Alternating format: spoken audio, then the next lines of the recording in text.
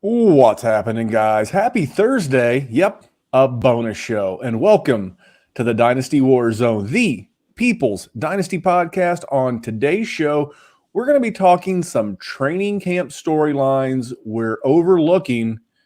And I have a special guest. My guest is actually someone who works behind the scenes for us over at Player Profiler, but someone I've got to spend a little bit more time with the last couple of weeks as he's a behind-the-scenes guy at Player Profiler, but someone I enjoy talking football with. He loves Dynasty. He loves fantasy football just as much as we do.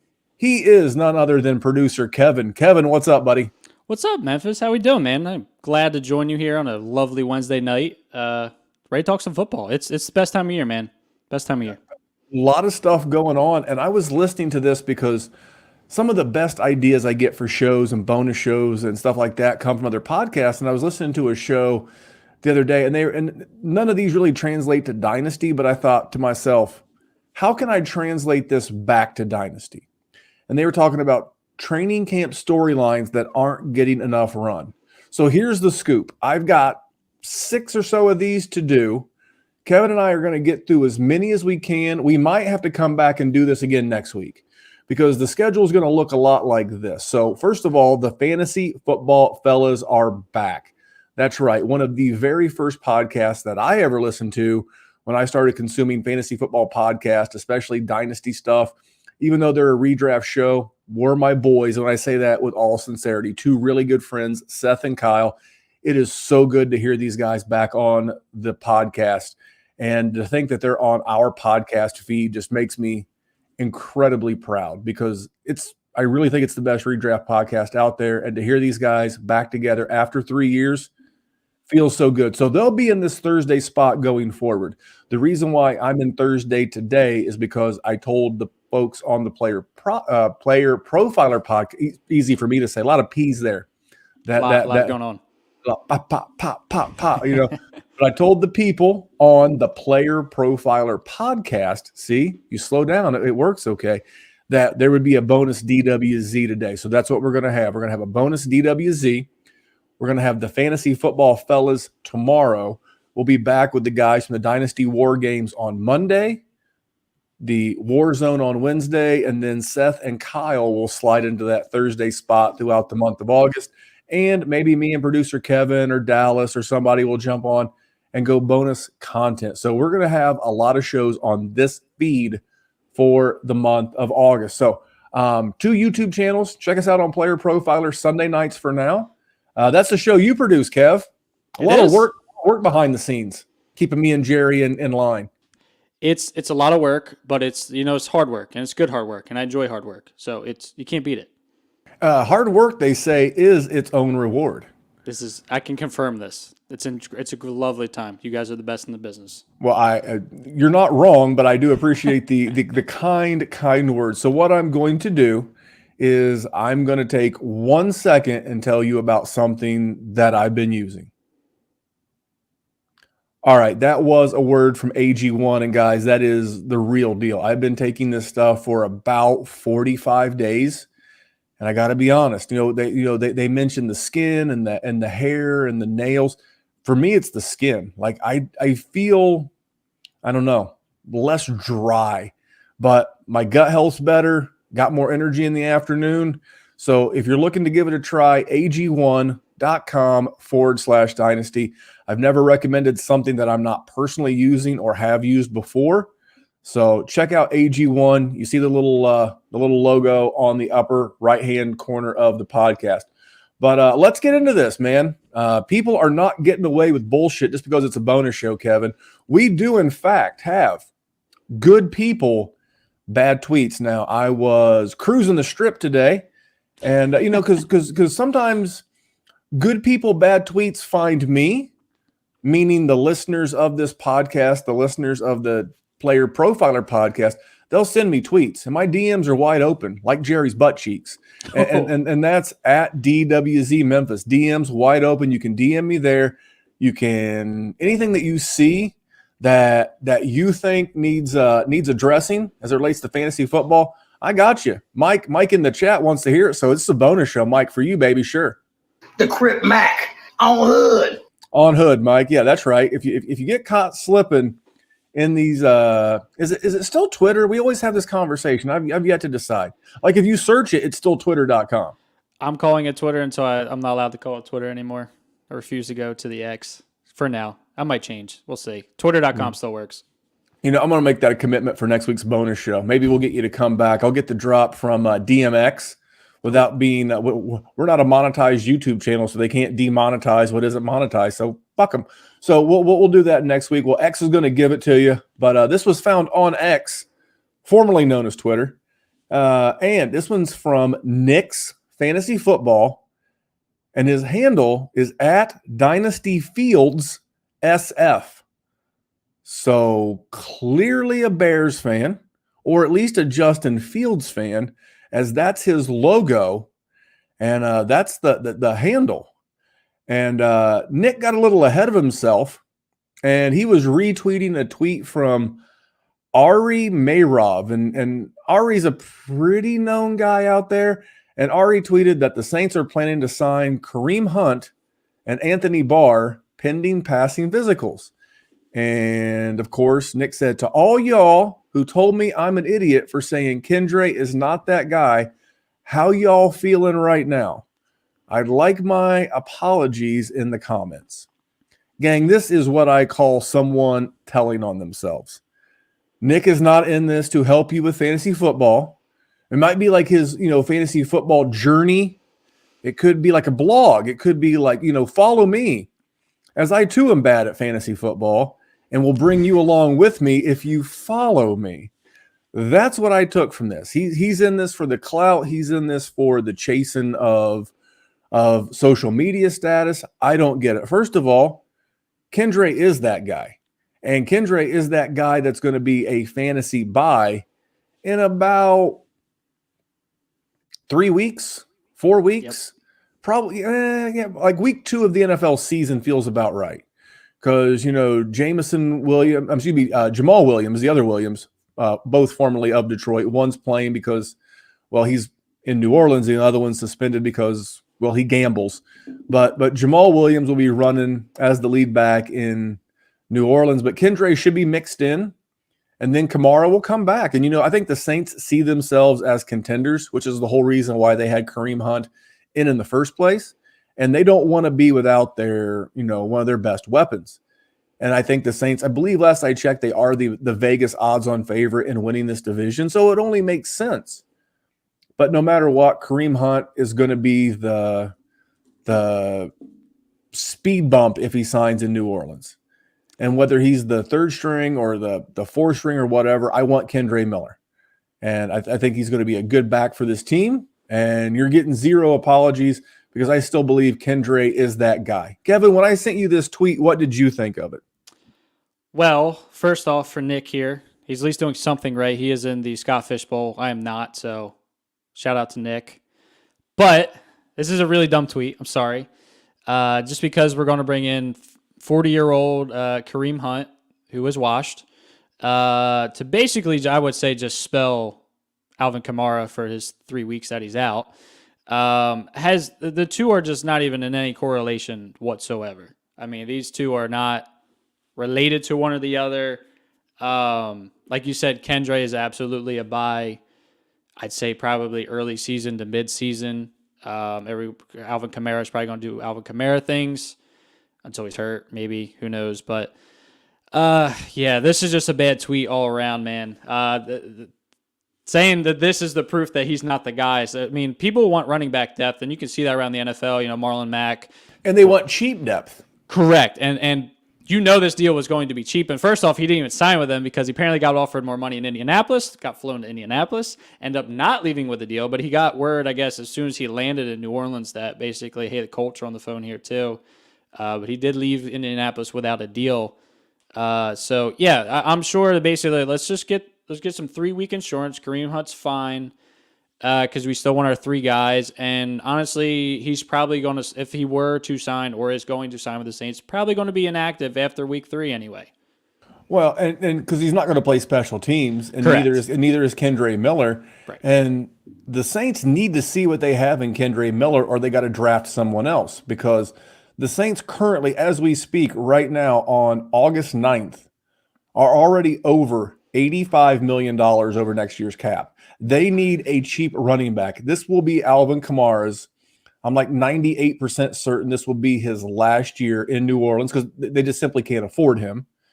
You know, Jamal Williams will probably get cut or reconfigured contract. So you need to see what you have in Kendre Miller, because if he's not, if he ends up backdooring this and being right, and it has nothing to do with Kareem Hunt, it would be because he's just simply not good at football. Then they'll have to bring in another rookie, because when you're $85 million over the cap right now, and you'll have people to re-sign and franchise tags, who knows what else, rookie class to sign, they've got a lot of work to do to be able to get this thing under control, and that will start with a cheap running back. So I want all the Kendre Miller we can get our hands on. For sure. Yeah, the Saints salary cap situation is crazy. If you look up Alvin Kamara's contract, it's hard to believe he actually makes that much money. It's hard to believe that they didn't force him into a restructure. Yeah, like Joe Mixon. Especially like Joe Mixon. I mean, the Saints clearly are huge fans of Alvin Kamara. Right. Because, again, all these running backs from 2017, again, I'll always say it's the greatest running back class of all time. Leonard Fournette out of work. Kareem Hunt out of work. Dalvin Cook out of work. Joe Mixon took a pay cut. Aaron Jones took a pay cut. Mm-hmm. It's just the way the running back position works. So for them to still pay him tells you they value him and what his role is going to be. But that could be Kendre's role next year. So that's why I don't necessarily agree with this tweet. I just thought it was a good opportunity to hear my good friend Dana White. Federal prison. Federal fucking prison. If you're that fucking... And you know, Dana, if you say something like that, Dana will send you to federal fucking prison. All right, so I've got 6, and we may get through 2, we may get through 4. I can assure you, you'll probably have to come back next Wednesday night with me, and or Thursday night, and we'll do this all over again for a bonus show next Friday. So these are underrated storylines that you're not hearing enough about in 2023. Now, would you say that there's not many more teams in the NFL more popular and or polarizing than the Dallas Cowboys? I'd say in all of sports, honestly. That's fair. The Yankees, the Lakers, exactly. The Cowboys. Yep. You know, Real Madrid, maybe. Not a big soccer guy, but these are the ones that like pop into my mind when I think of like the franchises in other sports. Sure. And would you say that it feels like the Dallas Cowboys are thought of as like this high-powered offense that's going to put up a ton of fantasy points this year? I 100% do. They keep talking about how fast they're going to play, and they just saw what the Eagles did to make their way to the Super Bowl, and with a high-powered offense and playing quick like them, and yeah, absolutely, 100%. Well, here's some of the questions I ask you, because this is the thing, because it feels like Dallas is a CeeDee Lamb injury away from being a very plodding offense. First of all, the defense is going to be really good. I think if you ask any non-fantasy gamer, like an ex-player, an ex-GM, anyone who really knows NFL, especially the defensive side of the ball, that this is going to be one of the best defenses in football. And when you're a good defense and you can play with a lead, you tend to slow it down a little bit. I know what they're saying. I've lied to people before too. But Right. Are we sure that if CeeDee Lamb gets injured, that I don't see a fantasy football bonanza under Mike McCarthy? And it doesn't feel like Malik Davis or Rico Dwaddle. I don't think they can be much less efficient than Zeke was last year. So from a between the tackles grinder standpoint, I think they'll be okay, but is okay the goal? Now, I will say from a fantasy, like a seasonal and a dynasty standpoint, that I see a clear path where CeeDee Lamb could lead the league in targets. Like if we look back a year from now and he's got 160, 170, 180 targets, that's like, I know that's more than 10 a game, guys. I'm not going to be shocked at all. Sure. Because look at what's around him. Look at the offense when you look around the rest of the team. Dalton Schultz is gone. Yeah. So I mean, Brandon Cooks, Michael Gallup, Jalen Tolbert, Jake Turd Ferguson, Luke Schoonmaker. I mean, can Tony Pollard handle the role? So the two dynasty related questions that I have that we're going to talk through on the Dallas Cowboys on this talking point is there another Dallas weapon you're looking to add cheap for this season, maybe beyond? And is now the optimal time, not now, but like once the season starts and he starts scoring points, is like week 1, week 2, week 3 in Dynasty, is that the optimal time to start to consider a move of Tony Pollard? I would say so. Man, it's hard. It really pains me to answer that question. I am Otherworld's Tony Pollard truther. I've been on that for years. I traded, I think, a third-round pick for him like 2+ seasons ago. And I think the hype's going to get higher, so I don't think right now is necessarily the time to trade Tony Pollard, but I do think very shortly that might be the time to cash out because I will say my main worry of him, I'm not sure he can contain a full workload. He's never really gone under that. It's a lot, but the thing is, it's like we've always said, if Zeke gets out, he's a top 5 running back.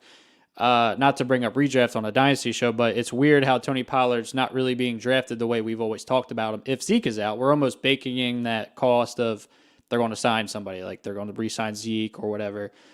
So I do think Tony Pollard's going to smash. I'm a Tony Pollard owner in my main Dynasty league, honestly. I'm a contender in that league. I'm probably not doing anything this season. But the smart play, probably after he goes off for a little bit, you could almost probably even, I hate to say it, I don't want to say like a Christian McCaffrey-ish type profile because he's not the between the tackles guy as CMC, I would say. But yeah, I think it is, absolutely. Question for you. What are your thoughts on Michael Gallup? How do you feel about Gallup? Well, let me throw it to Gallup for you here in just a second. All right. But let me go to Tony Pollard. Well, everybody said if Zeke leaves, he has top 5 on the season upside. Well, he was 8th last year. How high is high? And Dallas didn't extend him. He's playing on a 1-year contract, franchise tag. So they could run him into the ground. It's just that can he withstand the pounding of a feature back role?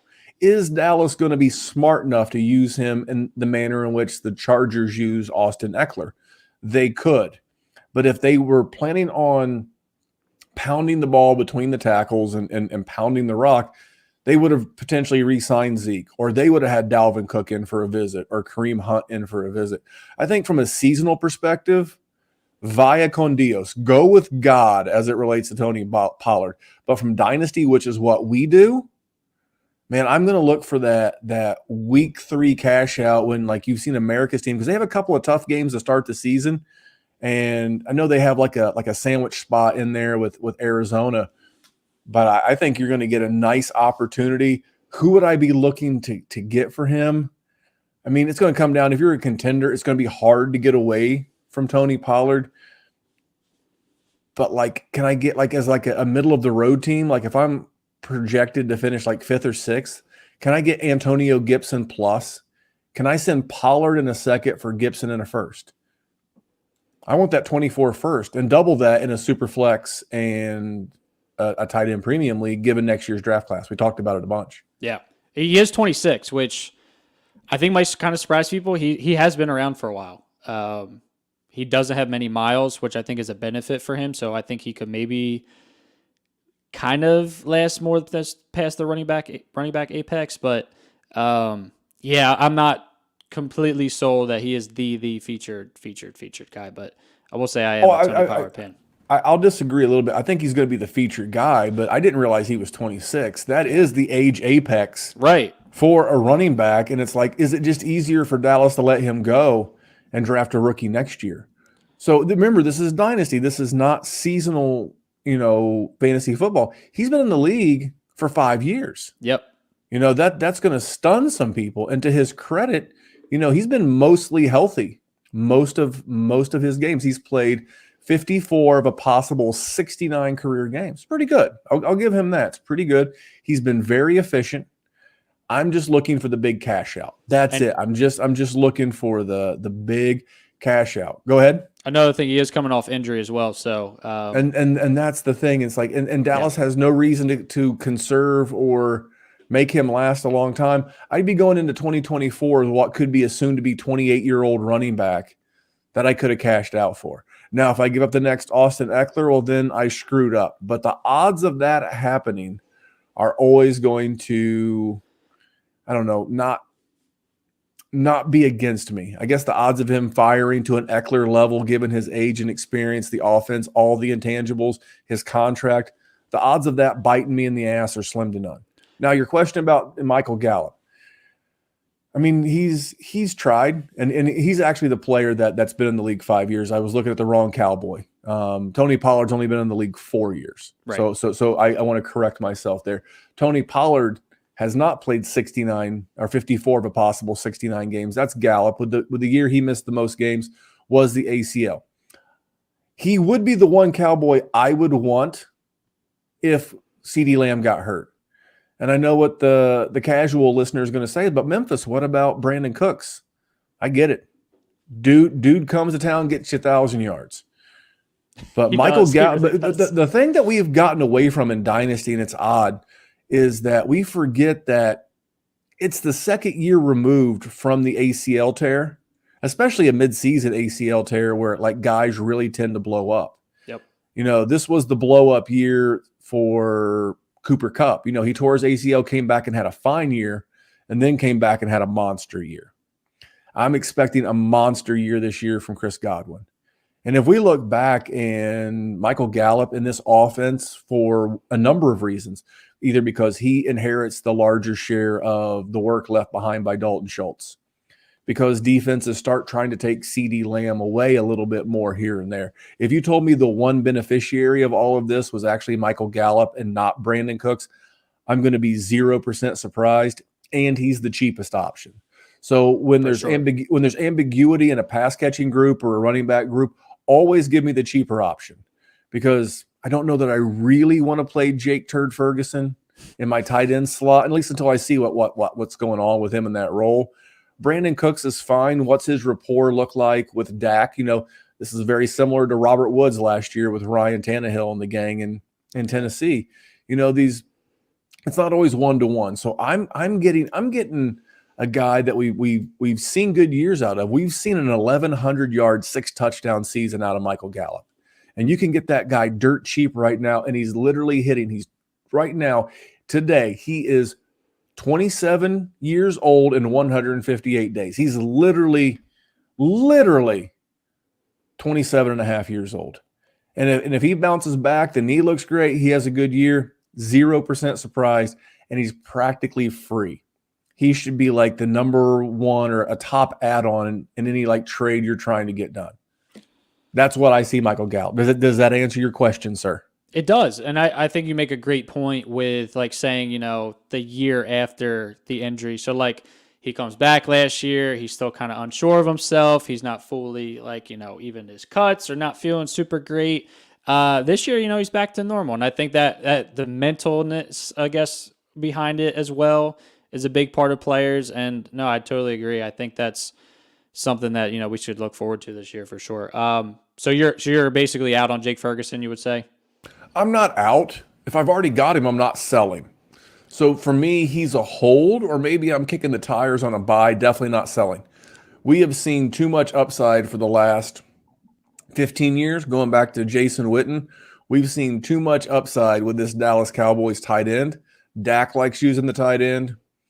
I'm not moving him. I'm not paying and getting off my skis, but he's a hold, buy cheap, definitely not a sell. I'm holding any and all Dallas Cowboys until someone sets themselves apart as the guy to have. I actually had Jake Ferguson on my waiver wire and pick him up. I did. I just did. I mean, very rarely in like a 25-man roster league are you ever going to find a guy with that kind of upside, because Dalton Schultz last year, like the last 2 years, was a top 8 tight end, which is not saying a lot, but top 10 in any position's still helpful, especially with the injury bug. He's never satisfied. So, all right, let's go to my next underreported training camp story. Miami, you know, big things expected out of Miami this year, but Miami didn't do anything to improve their offensive line. And that offensive line finished 22nd last year per PFF. And they didn't just get Tua hurt. Teddy KGB, Teddy Two Gloves, Teddy Bridgewater got hurt there too. Tua had multiple concussions, but on October 9th, Teddy KGB, he got a concussion too. Now, I understand concussions are random, but this is just another example of not just Tua. This is actually a pro Tua take. That Tua is not durable. Well, he's not durable, but it's that Teddy also got hurt playing behind this line. And their big moves to help the offensive line was a 7th rounder out of Michigan, Ryan Hayes, and then they signed Isaiah Wynn post-draft. So, and arguably their best offensive lineman, Teron Armstead, he's just now coming off the PUP. I believe today, Wednesday, August 9th, was his first practice. Yep. So all of this leads me to ask you a couple of questions, okay? Do you see more of an emphasis this year on the running game now that it's McDaniels? It's McDaniel, but when it's plural, it's McDaniels' second year. And they also finished in the bottom 10% of the league in rushing last year, which is odd considering he was the run game guru of the San Francisco 49ers. But they finished in the bottom 10%. I think it was 29th or 30th in the league last year in rushing attempts and rushing yards. And is this the last attempt to get Devon Achane cheap? Or would you rather, on a contender, instead of paying up to get Devon Achane, would you rather take one last cheap shot on a guy like Jeff Wilson Jr.? So two-parter there. So I think do we see more running, and which running back do you want in Dynasty? Of course. For 2023. So first off, I love Mike McDaniel. I think he's a brilliant dude. I really enjoy him. I think he's a great coach. I think the reason behind their passing so much last year, and I would even specifically say quick passing, was because their offensive line was so bad. Brandon Thorne, fantasy football guy, specifically offensive line guru, has him ranked as their 25th best, I guess you could call it. 25th overall offensive line going into the season, which and then in positional spending rank, they've actually that's in the bottom quartile. Correct. So they're not good, and like you said, they're banged up. I think that's why they pass so much. I think he basically was like, look, we have the fastest guys. Let's just get it out quick. Let's just let them run in space. I also think that's another reason why they drafted Devon Achane. Lightning fast. I mean, otherworldly fast with these guys, Raheem Mostert included. So to answer your question, I'm not honestly sure if they're going to run too much more, especially how I would argue it worked very well last year. To say I think this is the last chance to get Devon Achane cheap, absolutely. I think basically he's become a discount right now because there's been Dalvin Cook talks, other running back talks, mostly Dalvin though. I think that's kind of been baked in his cost. We don't really trust him yet, but camp reports have been phenomenal for Devon Achane. Both their superstars are raving on him, both Waddle and I think Tyreek Hill were saying this guy is just lightning. This guy can do it all. And they were even saying he's an all-purpose back, all 3 downs. Is a smaller guy, but he was also doing very well in pass pro. So I think this is your last chance to get him cheap because I think once we kind of get rolling here and it is just Raheem Mostert and Jeff Wilson, I think we're going to be surprised, or don't be surprised, I think, if it's his backfield.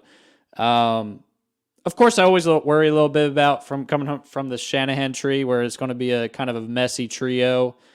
And I guess a roundabout way to answer your second question, Jeff Wilson, if someone's throwing him in there, I think the person that probably has Jeff Wilson's they drafted a rookie, whatever. I think the value's pretty low on those guys. Personally, I actually think Raheem Mostert's the value in the backfield, but yeah, but he's the 10 man. Well, no, I'm sorry, he's Mr. Glass. He's made out of he's made out he may be hurt now. Hold on.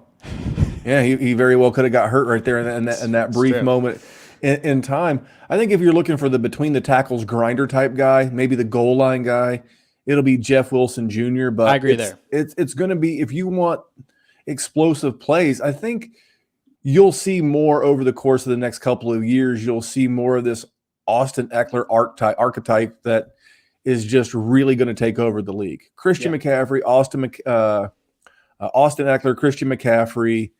What's his name? The other gentleman. Alvin Kamara, these guys that can be lined up as weapons.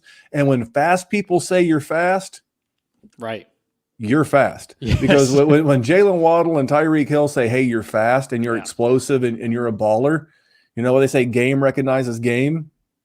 It doesn't take much. So if he being Devon A-Chain was going for seconds in rookie drafts this year, like, and I'm really referring to like ADP, Superflex, tight end, premium type drafts, of course, then would you give up 2 seconds? Like you give up like your 24 and 25?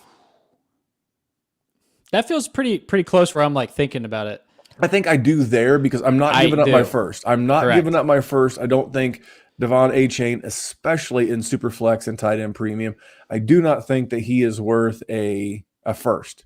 But if I give up my 24 and my 25 first, especially if it helps me get extra points in my lineup, maybe like in a start 10, start 12 dynasty league, I'm all in. Because we said the other day on the big show, the one that you produced, it's like it's going to be so much easier over the course of the next 20 months, because that's how far the 2025 rookie drafts are away. Yeah. It's going to be so much easier to recoup that 25 second in another future deal. So if I can land a guy that could be explosive, could be explosive on one of the most explosive offenses in the league, like he's a guy, he could take like a 4-yard little swing pass and take it to the house. Yeah, any play. So back to your trade. Yeah, I mean, he was going early second, most Superflex drafts, like late first sometimes. Yeah, if you can kind of flip that for 2 seconds in the future, like you said, if you really need to recoup them, you can. And how I always look at it, it's better to get the player in there. You can always try to trade stuff to get those picks back, and you can always trade future picks to get more picks. Like, use your future capital, man, to kind of take a shot, guys. Specifically, I say that you like. I love Devon A-Chain. Well, and don't hear what I'm not saying, but Devon A-Chain gives you a similar ceiling. His floor is not as good, but he gives you a similar ceiling to Jahmyr Gibbs. Yeah, I'm not saying that it's as likely. I'm not saying the percentage chance is as high. I'm not saying that. But when you talk about like the athlete, the way the role could shake out, that's the range of outcomes. But you're not getting Jahmyr Gibbs for 2 seconds. No question. You're just not. No. And in a vacuum, I know the Lions offense was really good last year under Ben Johnson. But is there that big of a difference between the offenses in Miami and Detroit? I'd argue Detroit actually has more yards and the ability to score more fantasy points, but the better ballers are in Miami. It's way more probably consolidated in Miami, you know. Yes. Yeah. There's a lot of fantasy points there too, but they're really consolidated to a couple of guys. Right. So I think he's got a long runway. Last question about Miami with this as it relates to his offensive line. Are we going to get a small sell window on Tua? Like if you're someone who's very pessimistic, you know, I see Benjamin Paul in the chat talking about Tua bulked up. Not only did he bulk up and do yoga, he did jujitsu to kind of get into like, you know, where they take you down. I mean, I think it's a lot easier to find a jujitsu class in 2023 than it is to find like a wrestling class. Like you learn how to wrestle in like elementary or middle school or whatever. Sure. I wrestled in high school, but like jujitsu, it's a great way to learn how to get taken down, how to fall. Those mats help. But yes, there is a thing. But if you're someone who's the ultimate Tua pessimist and maybe you have him as like a QB2, is this going to give you a good opportunity to cash out on him and maybe move in a different direction if you just don't feel safe with him long-term in Dynasty? For sure, yeah. I mean, I think the concussion concern is very real. I do think his value's a little hit because I think people are like, they kind of know that. But when people see results, and I believe there will be results, they kind of forget about that. And I think you can kind of sell pretty high, especially if you are the Tua, manager, and you're like, I don't know right now. Like it could happen, just like that. So yes, I do think there's definitely going to be a sell high window for sure, and I probably would cash out on that. Yeah, and it's not that I don't like Tua. I mean, I've never been a huge Tua guy, but I have to be very honest in that Tua, when he's playing in this offense, is a top 8 point scorer. Absolutely. Now, is it repeatable? Is it sustainable over a long period of time? I don't know. I'm glad he's taking precautions in whatever manner and fashion that he can. But I pulled him up. So per Player Profiler, our good friends over at Player Profiler, he is QB 17 in a Dynasty startup. Wow. Okay, I think that has a lot baked in with his injury history because from a talent standpoint, I would rather have, I'll be honest, I'm going to say it right here, right now on a bonus show with producer Kevin. Are you ready, producer Kevin? Always ready? Always okay, ready. Okay. You guys know I'm not a Tua fan, right? Or it's pretty. I would rather have Tua than Kyler Murray right now. Oh yeah, I said what I said, yeah. and Kyler Murray is projected as the 9th best quarterback in a startup per playerprofiler.com. I would rather have Tua over Kyler Murray, Kirk Cousins, and Bryce Young. Those are all three guys that are ahead of Tua in the Dynasty rankings at Player Profiler. I mean, I love Player Profiler. I don't agree with everything they put out, and I would definitely take him ahead of those guys, even with the injury risk baked in. That's fun. I like that. I have Dak in 2 of my main Dynasty leagues, and I'm not saying I would take Tua, but it makes me think like eventually I might, if Tua can kind of continuously do this and he's a little younger, I might like lean Tua a little bit. Dak just is a very frustrating. He's consistent, but it's just like not overwhelming. I think at least when I acquired him a couple years ago, I think my expectations for him were a little higher. He was also like a top 5 quarterback in Dynasty because he was younger and exciting offense. But to me, he's been pretty disappointing. All right, well, let's do one more because we're already more than 36 minutes in, and we've still got 4 more of these off-season stories, but they're not going anywhere. Nothing's going to change, and we're not going anywhere. So, Kevin, we'll come back next week, and we'll do the other 3. How about that? Sounds good. But let me do a quick word for our Patreon.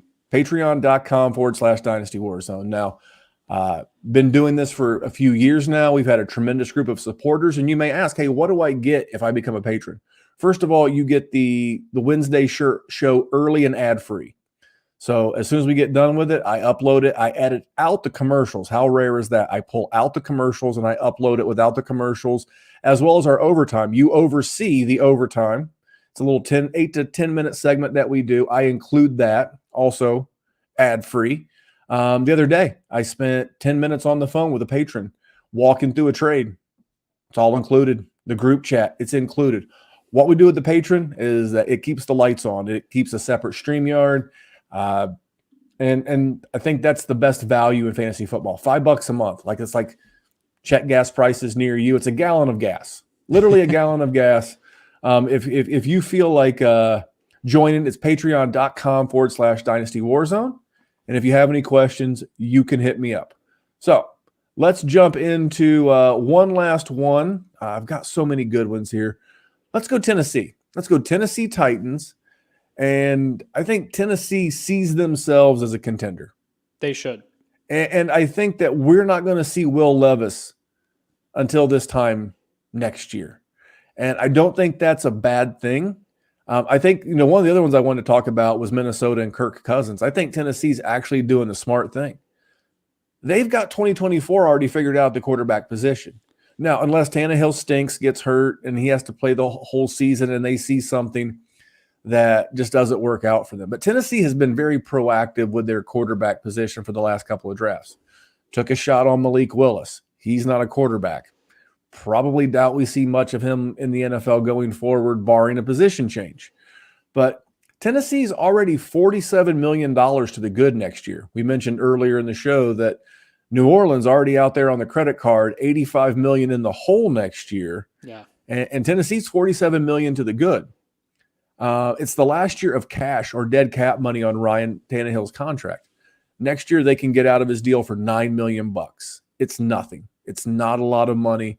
And I believe we're a year away from seeing one of the, I don't want to say best, but I want to say one of the most interesting young cores in the NFL, with a core of Levis, Okonkwo, Burks, and Tajay Spears. Now, could they add to it? Sure they could. Could they be players and a free agent quarterback like Kirk Cousins next year? They could, but I doubt it. I absolutely doubt it, because if they wanted a 35-year-old Kirk Cousins, wouldn't they just extend or re-sign Ryan Tannehill for another year or two, but I do believe they see themselves as contenders. But Ryan Tannehill's been hurt, and I think that you're going to have to wait.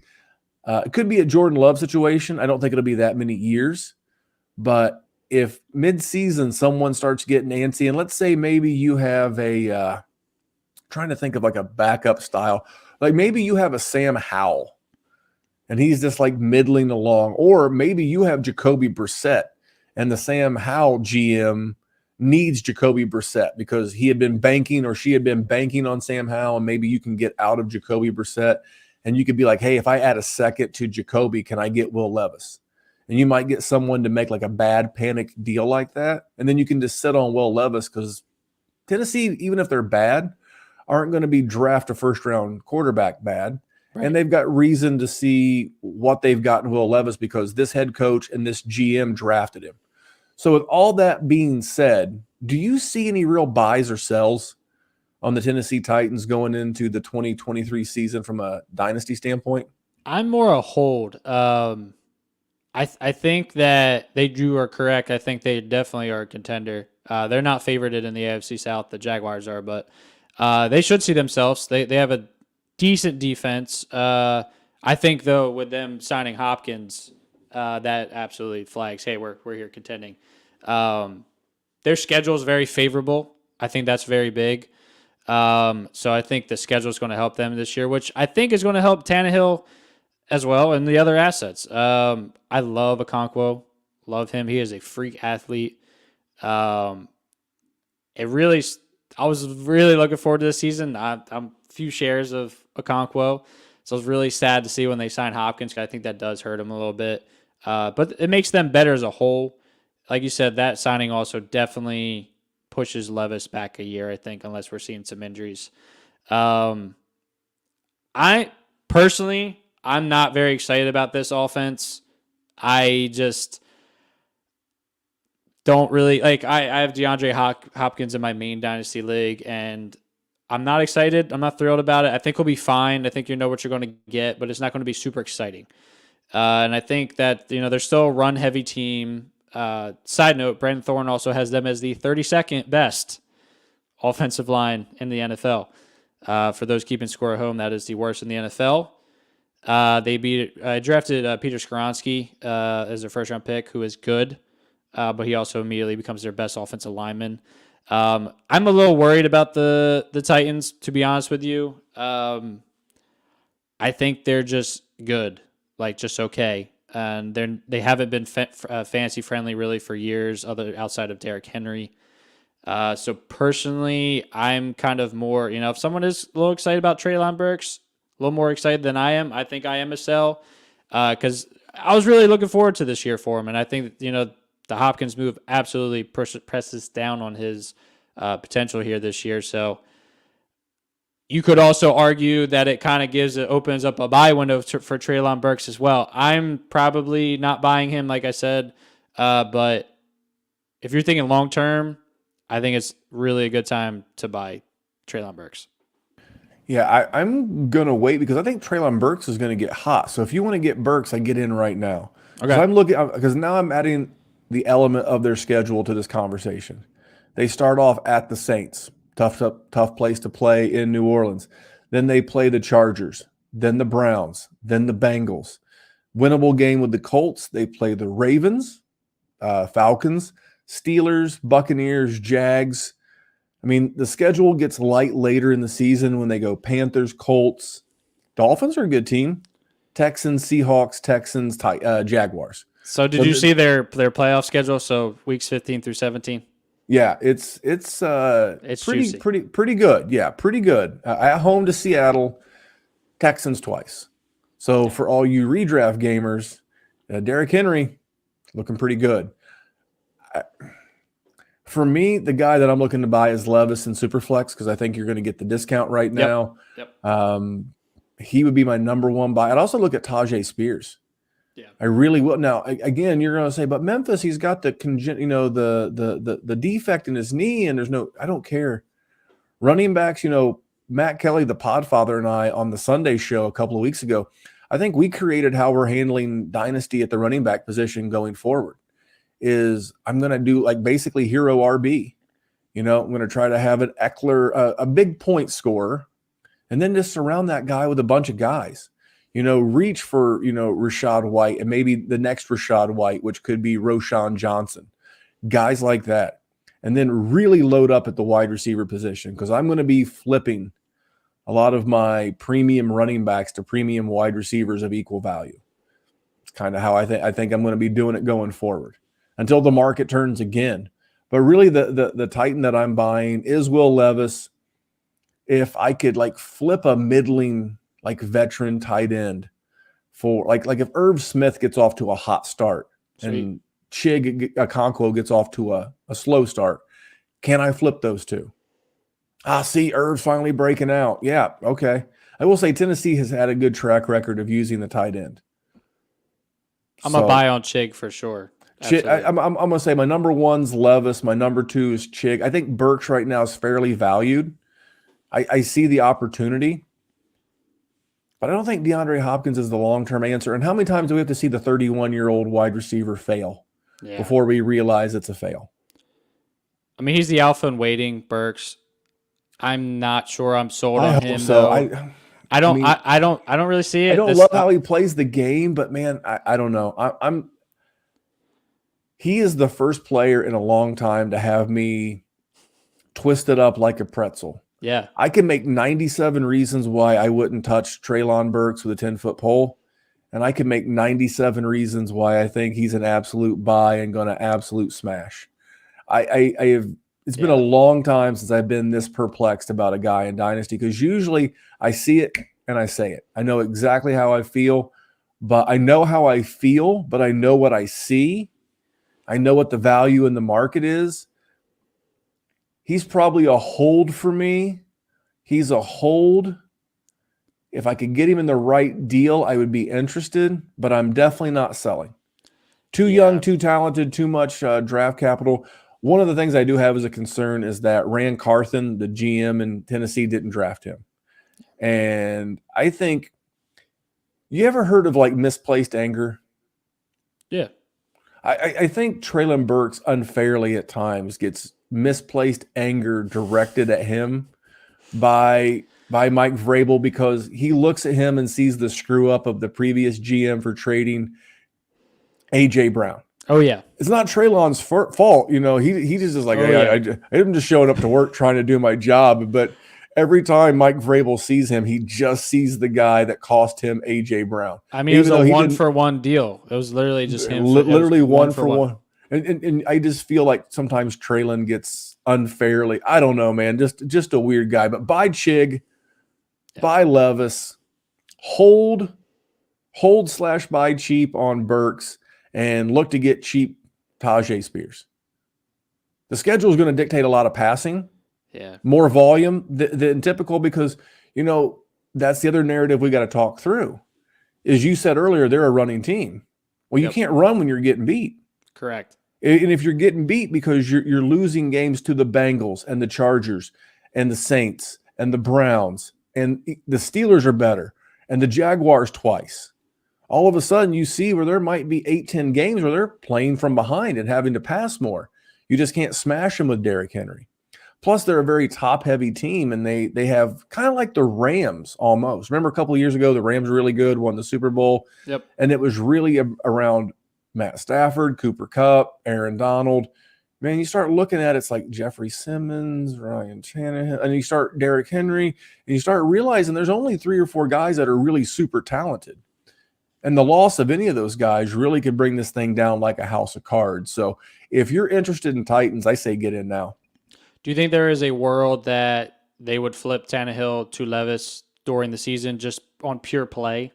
100%. Because if you're not going to win this division, I mean, I've talked ad nauseum about Caleb Williams and Drake May. Sure. Quinn Ewers is going to be in this draft class potentially. A couple other quarterbacks, you never know who's going to, come out. Remember the tank for Tua year. It was all about Tua. And then, because that's what you're going to hear all season about Caleb Williams. Yep. And then you had a guy named Justin Herbert and a guy named Joe Burrow pop in that draft class. So those are just the guys that we know. So if you're Tennessee and maybe you're trending toward another top 11, top 12, top 13 pick, and you could be in play for one of those QBs, wouldn't you want to take like an 8-game, 9-game sample and see what you got with Will Levis? Do you have the guy of the future, knowing there's a big quarterback class coming up ahead, or do you want to risk it and keep trying to push a boulder up the hill with Ryan Tannehill? I think there's a real opportunity. And then for Will Levis, you mentioned that schedule earlier, there could be a world where Will Levis coming down the back end of the season, let's say starting around Thanksgiving, plays the Panthers, plays the Colts, plays the Dolphins, the Texans twice, the Seahawks, and the Jaguars. Yeah. And he could have a nice little run given the opponents in a 7 to 8 game stretch. The back half of the schedule is very, very good. You know, like very you mentioned, favorable. Very favorable. I can see a world where they're probably a little too good to just make the switch. I think they're just going to be flirting around there, and they'll probably be like, "Yeah, we need to stick with Ryan." That's the world I see. I do think there's a chance, obviously, but Tua's always been called, injury prone. Ryan Tannehill, not the healthiest guy around. There's a reason he's not in Miami anymore. Sure. He was hurt, ACLs and all these other injuries. But look at this, man. We're like almost an hour in, and we've only talked about 3 teams. So we're definitely coming back. We're coming back next Thursday. Let's hit them with what we call a tease here in the industry. So teams we're going to be discussing next week by color. We'll go with 2 purple teams, both the purple teams. We're going to go Vikings and Ravens, and we're also going to talk about the Cleveland Browns. So 2 that are purple, 2 are in the AFC North, 2 teams in the North, all 3 teams in the North. Northern so these are the storylines that we've not quite dove into from a dynasty standpoint, that maybe we can find some pockets of value. So we talked a little Michael Gallup. We talked Will Levis. We were out here tonight. We talked Tua. We talked Devon Achane, Jeff Wilson Jr. This is the undercover stuff that you get for tuning into the Dynasty WarZone, because you get the bonus shows. You get to hang out with producer Kevin on the Player Profiler Sunday night show. We lock him in the cage. We put him in the back. We don't let him on the main feed. Maybe one day we'll bring you on, Kev. That'd be cool. I mean, we could totally do that. I could just pop on without even you knowing. That is true. That is true, because you do have producer controls. So let's get out of here. We'll come back next week. We'll do it again. You free next week? Always free. Let's do it. No Phillies games. So for those that made it to the end here, we started a couple of minutes late because producer Kevin was watching the Phillies throw a no-hitter. Little baseball guy. First time since 2015. It's been a while, man. So I texted Memphis. I'm like, run a little bit late. I couldn't say nothing. I mean, it was for you baseball fans out there. You can't just say, "Hey, there's bad luck." Yeah. So I was like, I can't even say why. I was just like, I'll be there. I'll just be there. Yeah. I was like, you were very secretive, and then all of a sudden in like the text message, you're like, "Hey, Phillies just threw a new hitter." So yeah. Hey, I get it. My team actually, not my team, but the team my son was on last year got no hit. So I've been on the wrong end of a no-hitter this year. But we'll be back next week. We'll do it again. 3 more storylines with me and producer Kevin, but that'll be on Friday. And speaking of Fridays, this Friday, Seth and Kyle, the fantasy football fellas, will be back again for some more redraft goodness. Seth and Kyle doing the reunion tour the entire month of August, getting you guys ready for redraft. And yeah, man, we're out of here. Until next time, on behalf of producer Kevin, I am Memphis. Remember, here at the DWZ, we're just trying to make the world a better place for fantasy football. See you guys. See it.